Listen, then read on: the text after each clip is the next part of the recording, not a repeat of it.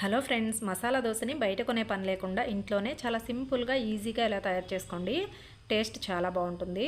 ముందుగా స్టవ్ మీద బాండ్లీలోకి 2 టేబుల్ స్పూన్ల ఆయిల్ని తీసుకొని ఆయిల్ వేడయ్యాక పోపు దినుసులను వేసుకొని ఇందులోకి సన్నగా కట్ చేసుకున్న ఆనియన్స్, పచ్చిమిర్చి, కరివేపాకును వేసుకోండి. కరివేపాకును కూడా సన్నగా కట్ చేసి వేసుకోండి. ఇప్పుడు వీటి మొత్తాన్ని ఒక హాఫ్ మినిట్ ఫ్రై చేసుకుంటే చాలు. ఎక్కువసేపు ఫ్రై చేయాల్సిన అవసరం లేదు. ఇప్పుడు రుచికి సరిపడినంత సాల్ట్, కొద్దిగా పసుపును వేసుకొని కలుపుకున్న తర్వాత ఉడికించిన బంగాళాదుంపని మ్యాష్ చేసి వేసుకోండి. అలాగే తురుముకున్న క్యారెట్ను కూడా వేసి ఒక్కసారి బాగా కలుపుకుంటే చాలండి. ఉప్పు కారం పట్టేస్తాయి.